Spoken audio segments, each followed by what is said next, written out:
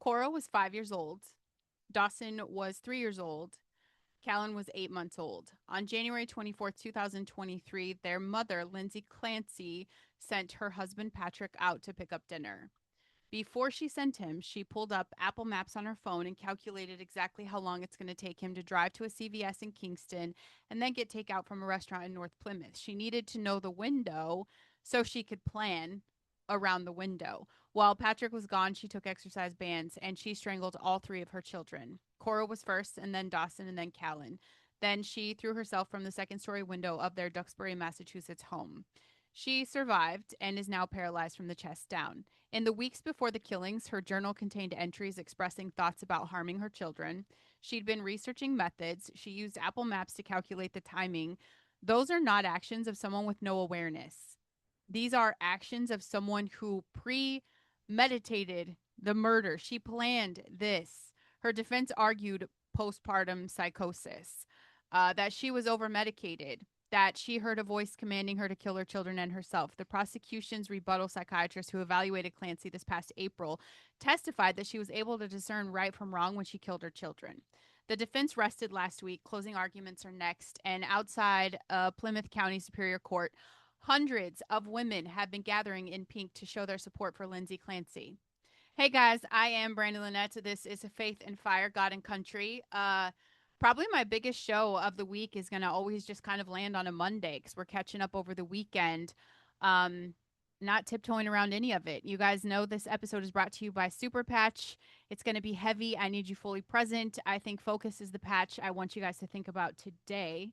Um, because it gives you enhanced attention and mental clarity without the drugs or the caffeine. The uniquely arranged ridges on the patch make contact with your skin and it triggers a neural response. Like your brain fires the way it was built to fire.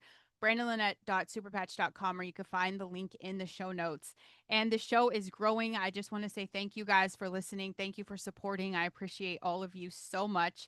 I am looking for brand partners who want to reach an audience that's wide awake, and you can contact me through brandonlynette.com. And there's a TikTok issue we're going to talk about. Before I go deeper into this case, I just want to tell you what's happening on the platform, because this is not just about Lindsay Clancy anymore. This has way surpassed that, okay? If you're listening and you're like, hey, Brandon, Lindsay's old news, we get it. No, you don't, okay? Because these are current videos being made, and this is about what TikTok does to a culture. There's a trend, hashtag justice for Lindsay Clancy, that has millions of views. And women are sharing their mental health struggles, their postpartum experiences, their hard seasons of motherhood. Listen, 6 babies. I had 6 C-sections. I've breastfed kids for 18 years, total. You guys, my 18-year-old is not breastfeeding Jesus, okay? But time combined, I've been a mom, full hands on. I've been a stay at home mom for 99% of my parenthood journey. So I get it. Parenting is hard. I can have compassion for that. And some people, their experience with postpartum, I'm saying that's real. The darkness that can settle in after birth, sure, that's real. Women need spaces to talk about it. But then there are other videos. Women saying, same Lindsay, on camera while doing disturbing things to their children. I myself watched a woman pouring water on her child in solidarity of Lindsay. They're handling them roughly. They're filming their kids in distress, and they're using it as content to signal that they relate to a woman who strangled 3 children. That is not solidarity. That is you pretending you have sympathy, and you're using your children's as props to try to be seen as relatable. And TikTok's algorithm serves it to millions because outrage and shock and dark content obviously drive engagement, and engagement's driving the money. But here's the TikTok issue beyond this trend, okay, which I think is trash. And it's very apparent that there are a lot of women raising their hands that they have issues. I would say every woman that's out there holding her kid up for this content needs an investigation. Never at any point would I hold up one of my kids and say, I understand why you strangled your kids by hand. Absolutely not. Here's the TikTok issue beyond this trend, though. The platform is owned by ByteDance. Um, it's a Chinese company that, by Chinese law, is required to share data with the Chinese government upon request. The data TikTok collects is not limited to what you watch. It includes your location, your device information, your browsing activity across other apps, your biometric data, including face and voice in some cases. Millions of American teenagers and kids are feeding this data collection system daily, and their parents have no idea what's being sent or stored or used. And the content that trends, the content the algorithm pushes, the content that reaches most people, rage, division, dark psychology, moral confusion, normalized violence, normalized neglect here that we're showing as solidarity, that's not an accident.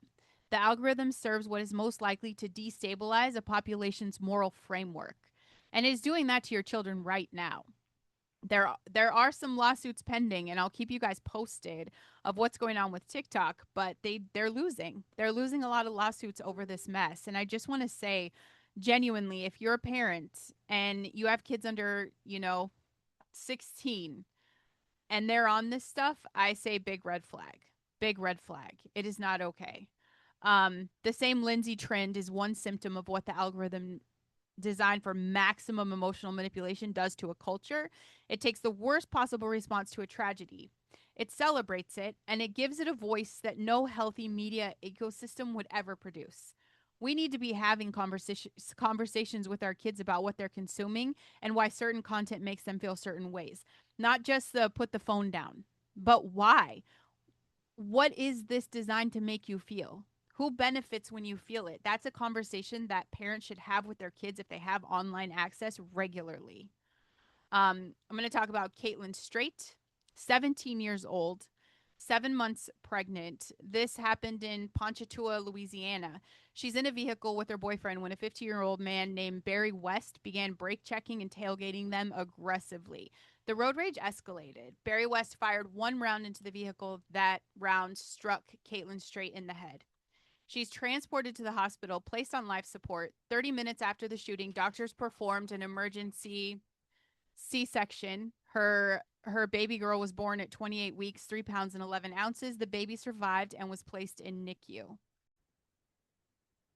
Caitlin Straight died 3 days later. She was kept on life support long enough to deliver her daughter, and then she was gone at 17 years old. Barry West told investigators he believed Caitlin's vehicle had fired at him first. Investigators found no evidence of that, no weapon in the vehicle, no shots fired from Caitlin's car. He is charged with second-degree murder. He fired into a car carrying a 17-year-old girl who was 7 months pregnant because of a road rage incident he escalated, and she's dead. And her daughter is in the NICU without a mama, and Barry West is alive. This is the thing. Road rage is a choice. At every moment where he could have backed off, where he could have let it go, where he could have chosen not to reach for the weapon, he made the opposite choice. And Caitlin Straight's baby girl will grow up without ever knowing her mother because of that. In Harrisburg, Pennsylvania, 5 o'clock in the afternoon, we have a 10-year-old boy who walked into a Dollar Tree carrying a fixed blade knife. He approached a female employee and demanded she give him the money from the register. She refused. Coworkers came to help her. The boy stabbed one of them multiple times. This is a 10-year-old. He's 10 years old. He's been charged with robbery, aggravated assault with a deadly weapon, and possession of an instrument of crime. I'm not going to tell you this child is irredeemable. I don't believe children are ever fully beyond reach, but a 10-year-old who walks into a store at 5 in the afternoon with a knife and uses it on a person is a child who's been profoundly failed by every single adult in his life. Not by the store, not by the employees, by whoever was responsible for raising him and didn't. This is He's failed by a culture that has systematically stripped away every accountability structure that used to exist around children, and they've replaced it with nothing. This child just did not wake up one morning and decide to do this. He was produced by something. Something failed him long before he walked into the Dollar Tree. And until we are willing to name what produces a 10-year-old with a knife, we'll just keep reproducing them. Flint Township, Michigan. Why is Michigan always on the map here for me when I do my news polls? Okay. Uh, Damien and Jessica O'Brien. We're going to talk about their 7-year-old son, Casper. Casper O'Brien was 4 feet 2 inches tall. He weighed 255 pounds when he died. He was bedridden. He was unable to speak. He was found by authorities in what prosecutors describe as extremely unsanitary conditions. His 5-year-old sister was in the home and has been removed and placed in protective care. Upon research, his parents had health insurance. He was not enrolled in school. He had not received medical care. His last documented doctor visits showed his weight, and it had already been a severe concern. And then he died. So Damien and Jessica are charged with first degree murder, torture, and multiple counts of child abuse. They are undergoing competency evaluations before the trial can proceed. More delays. Here we go. His name was Casper, 7 years old. He should have been starting second grade. Instead, he spent what should have been the years of his life bedridden, unable to speak, in a house where nobody was taking care of him, with parents who apparently could not or would not seek the help that might have saved him. Whatever combination of mental illness and neglect and failure produced this outcome, the result is a child who suffered alone in ways that most adults will never face. And he deserves so much more than that. What is my show if I'm not talking about good old Chicago? Huh? 3:20 in the morning at the corner of State Street in Illinois in downtown Chicago, police responded to what? Shots fired. That's not the news. They found a 30-year-old man on the ground with multiple gunshot wounds to his body. He was rushed to Northwestern Hospital and pronounced dead. 65-year-old man who was also found with two gunshot wounds to his foot. He is listed in fair condition. This is downtown Chicago. 3 in the morning, two people shot, one dead, no suspects in custody. Area 3 detectives are investigating. The same city where Mayor Brandon Johnson declared the transfemicide state of emergency. You guys remember this? You guys remember this, right? One trans woman killed in Chicago this entire year, and there are 3 men shot at State in Illinois at 3 a.m. in the weekend tallies in the annual homicide count that has now crossed 210 through the end of June, and nobody's declaring any kind of emergency about it. It's not complicated, okay? The selective outrage is not accidental.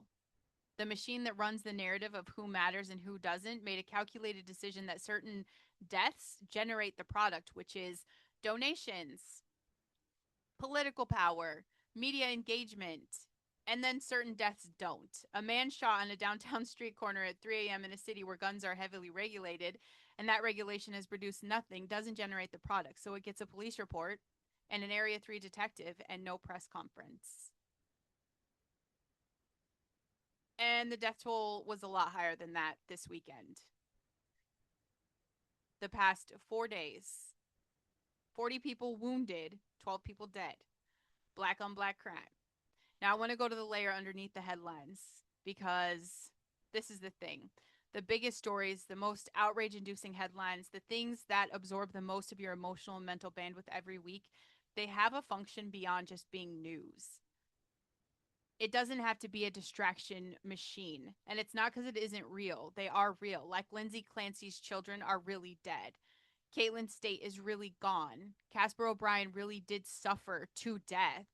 But the scale of attention those stories receive relative to the stories that would actually threaten the people who run the system is not an accident.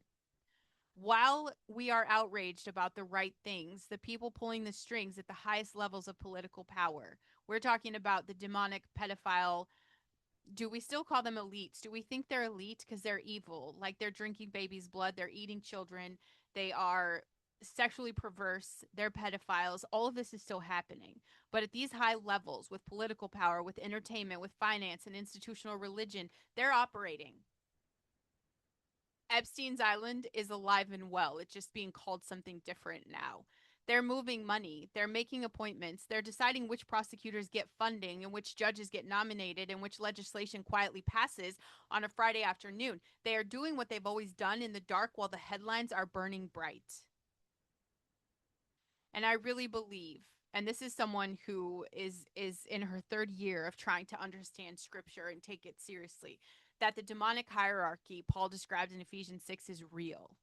That is real. It's operating through human beings, the trafficking networks that cross international borders, the entertainment industry systems that produce predators in protected positions for decades, the institutional religious structure that produces abuse and then protects the abusers, the political system that produces the Epstein's flight logs and then seals it for decades. You know, they've had those files for decades. Decades. These are not random breakdowns. You know why they sealed those things for decades? Because they had to reroute their business. Reroute the business. The Epstein Island business is alive and well, and Epstein was just a tiny speck on a map of evil. These aren't random breakdowns. It's the output of something that's organized. Revelation 2:9 references the synagogue of Satan. John 10:10 says the thief only comes to steal and kill and destroy. The pattern of what is being stolen, killed, and destroyed in this cultural moment matches the biblical description of the enemy's agenda exactly.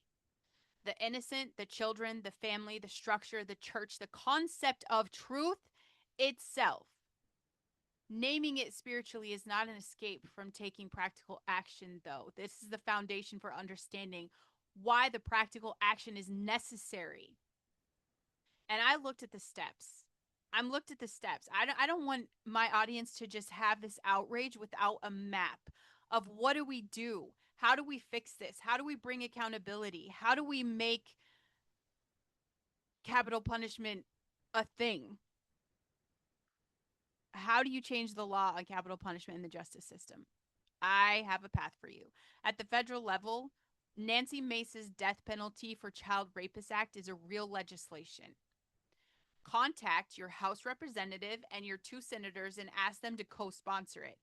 This is one phone call. The congressional switchboard.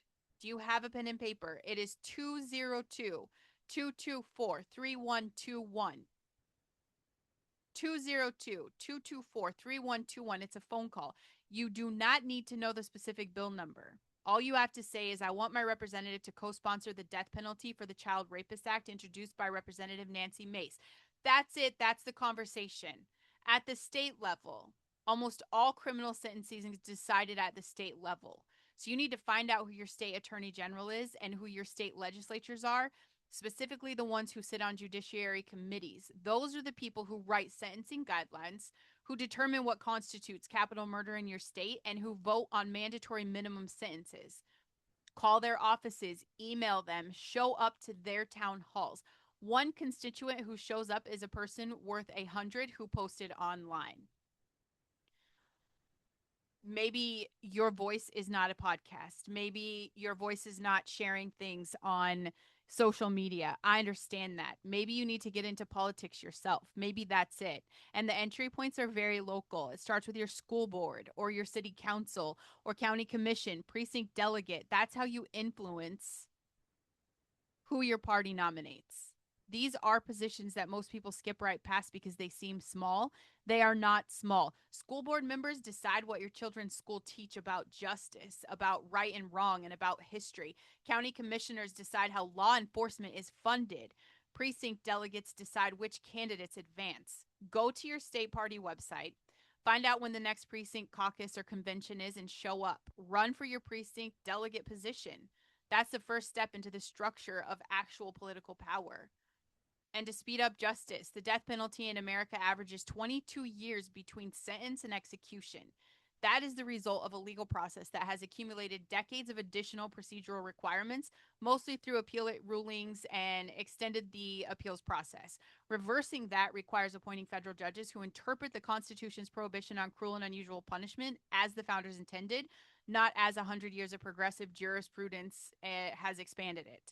Those judges are appointed by presidents and confirmed by senators, which means these senators need to be there, which is why November matters. November matters. I get the frustration. I get the discouragement. I get all of those things. In fact, I just shared a post about President Trump that made me uncomfortable. I didn't do research before I shared it, talking about bringing in foreign beef. So let's talk about that. I didn't research it. And then once I did, I found the truth. The beef plan, who, what, when, where, why. Okay. Friday, August 21st is when Trump announced that his administration will allow up to 300,000 metric tons of ground beef to be imported into the United States for the next 90 days without triggering higher tariffs. He has committed that the imported beef will be sold at 25% below current market prices. The countries involved, he declined to name publicly, saying there are a few countries who will send the highest quality beef. Why is he doing this? I was offended. I was pissed off. And this is what the media machine wants. They want you to be reactive. They want you to see a post and get mad at your president. They want you to nitpick every little thing from their perspective. Why is he doing this? Ground beef is approaching $7 a pound. It was $4.50 5 years ago. That's a 57% increase. The U.S. cattle herd, listen to me, the U.S. cattle herd is at its lowest level since the 1950s. Decades of drought dried up grazing land. High input costs made breeding cattle economically punishing. A flesh eating screwworm pest in Mexico shut down livestock imports from there. The result is the smallest domestic supply of beef in 70 years during a period of sustained strong consumer demand. And yes, people are opposing this. The National Cattlemen's Beef Association, we've got senators from Nebraska and Montana. Um, these are normally some of the president's most loyal constituencies, okay? They're furious. Um, Nebraska Senator Deb Fischer said, flooding the market with foreign beef hurts our livestock industry and undermines the long term solution, which is growing the U.S. cattle and herd. Senator Tom Sheehy of Montana said the president's heart is in the right place, but importing beef will harm our ranching families who will feed the nation. And Trump's response, I love the ranchers. They've done a fantastic job, but some of them are admitting they need help. And in order to get the prices down, that's what he's doing. And this is my take. And I say this as someone who, I do believe he's trying to help American families who are paying $7 a pound and can't absorb that. The question nobody's asking is, what are we doing to make it easier and cheaper for American cattle producers to rebuild the herd? This is the problem. They don't have the supply for the demand. And the reality is the import deal is 90 days. After 90 days, the tariffs come back or they don't. Either way, the fundamental problem, a cattle herd at 1950s levels that cannot produce enough beef to meet domestic demand, is still there. That problem takes 5 to 7 years to solve. So there's no magic wand that the president can use to bibbity bop a rancher and say, here's your magical baby cows. That's not how this works, but it's going to take 5 to 7 years to grow these herds. You cannot buy your way to rebuild a herd. You have to breed your way there, and breeding takes years. Texas Agriculture Commissioner Sid Miller suggested a heifer retention tax credit. This would be like a child tax credit, but for cattle producers who keep breeding females in the herd instead of selling them for slaughter. That targeted incentive directly addresses the supply problem. It will give ranchers a financial reason to prioritize herd building over the short-term revenue. That's the question I want answered. Not just where can we get cheaper foreign beef right now, but what's the policy that makes American ranchers profitable enough to rebuild so that in 5 years we don't need to have this conversation again. That takes time. Do we want foreign beef? Absolutely not. But our ranchers need a hand up right now. And then there's Tyson Foods, okay, the supplier to the National School Lunch Program, to hospitals, to Olive Garden, Taco Bell, and KFC. FDA approved lab grown chicken meat produced in a bioreactor from cultured animal cells rather than from an actual raised and processed animal. And Tyson is funding the biotech infrastructure to produce it. Y'all, nobody wants this. It's enough that we know there's human meat in fast food, okay? Because again, the supply and demand of the food we're getting, and the foreign food, I don't trust it. I don't trust any of it. I think fast food is human meat, and I'll stay there. I will stay there on that belief. But nobody asked for this. No American family said, please replace the chicken in my kid's school lunch with something grown in a lab. This is an industry deciding what goes into the food supply and building the infrastructure to normalize it before the public has any meaningful say about it. You guys need to know what is in your child's school lunch. You have the power to be able to ask your district. Read the labels. This is not a future concern. This is happening right now. And with these midterms, I want to be honest with you about why I'm asking you to vote without just saying, Democrats are bad, right? That's their job. Orange man bad, red bad. Voting Republican in the midterms is not about believing the party is perfect.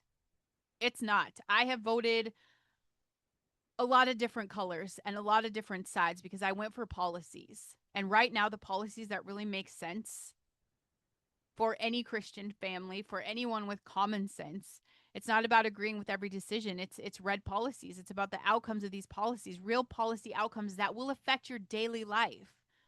That happens this November. It's not the presidential election that's going to dictate your everyday life. It's just not. It is the state level. And red state policy produces lower gas prices. I told you guys I live in Michigan. I literally drive across the border in Indiana and gas is $1 cheaper. That's where I go to fill up. 20-minute drive to go fill up my tank. That's not a presidential issue. That's a governor and a state legislature deciding how much to tax fuel and which regulations to apply on energy production. Red state policy produces lower income taxes. Red state policy produces more permissive school of choice, which means your tax dollars can follow your child to the school that actually fits your family rather than the one assigned to you by your zip code. Red state policy produces prosecutors who actually prosecute. Red state policy produces judges who sentence in proportion to the crime. Chicago, why are we letting these violent criminals out? Oh, that's right. It's a blue state policy. None of this is going to be perfect. The 46 Republicans who voted against Chip Roy's measure to defund activist judges, that's a real problem. The Amy Coney Barrett birthright citizenship vote, that's a real disappointment. I'm not asking you to pretend that that stuff doesn't happen. I'm asking you to look at the alternative. The party that ran on open border for 4 years, the party that defunded police departments in cities where residents are now dying at record rates, the party that put 3-year-olds in masks in schools for 2 years based on guidance that has since been proven wrong by scientific bodies that produced it. The party that sealed Maxwell's client list, the party that called parents domestic terrorists for showing up at school board meetings. That's the party of people who want men in the locker rooms in the bathroom with your kids. That's the party who want you to pay for gender mutilation. That's the party who want you to be able to walk around in this life and play pretend to delusions that are not factual, to go against actual science.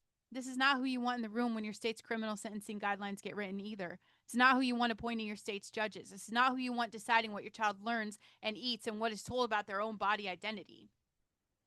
Vote in the primary. That is where the real choice happens. Voting in November for whoever got through the primary is table stakes. The primary is where you decide who gets to November. Know your candidates, know their records, show up. Show up. And Michigan, you guys know the state is in play. Okay, we got John James on the radar. Moses, you guys want to talk about Moses? He was a man with a very complicated history. He grew up in Pharaoh's palace. He'd seen his people enslaved. He had killed an Egyptian who was beating a Hebrew slave. He fled into the wilderness when Pharaoh found out. He'd been in Midian for 40 years, tending sheep, married, settled as far from Egypt as a person could get. Then he led his flock to the far side of the wilderness to Horeb, the mountains of God. And he saw a bush that was on fire, but wasn't burning up. It was burning and burning, but never consumed. And he said, I will go over and see the strange sight, why the bush does not burn up. And when God saw that Moses had turned aside to him, he called to him from the bush, Moses, Moses. And Moses said, Here I am. And God said, Do not come any closer. Take off your sandals, for the place where you are standing is holy ground. And then God said, I have indeed seen the misery of my people in Egypt. I've heard them crying out because of their slave drivers, and I'm concerned about their suffering. So I have come down to rescue them. I have seen their misery. I have heard their crying. I am concerned about their suffering. There was no, I am aware. There was no, I've noted the situation. Concerned. God expressing personal, invested concern for the suffering of people in slavery. And he said to Moses, So now go. I am sending you to Pharaoh to bring my people, the Israelites, out of Egypt. And Moses said, Who am I that I should go to Pharaoh? God said, I will be with you. Moses is like, What if they ask who sent me? God says it clear, I am who I am. Tell them I am sent you. Moses said, What if they don't believe me? God showed him signs. The staff became a snake. His hand became leprous and then healed. Water from the Nile turned to blood. Moses said, I've never been eloquent. I am slow of speech and tongue. And God said, Who gave human beings their mouths? Is it not I, the Lord? Now go, I will help you speak and I will teach you what to say. And Moses said, Please send someone else. How many of us are like, Send someone else? Not me. Don't call me. We try to be not seen. The Lord's anger burned against Moses, but he gave him his brother Aaron to stand alongside him. God sent Moses anyway. I want to speak to the person who's been watching all of this happen, the Lindsay Clancer supporters, the missing children and the 10-year-olds with knives, and the 7-year-olds who died in their own homes at 255 pounds, and the men who shot down town in Chicago at 3 a.m. and the ranchers getting cut out and the politicians who keep betraying their voters and the satanic machinery pulling strings behind every headline.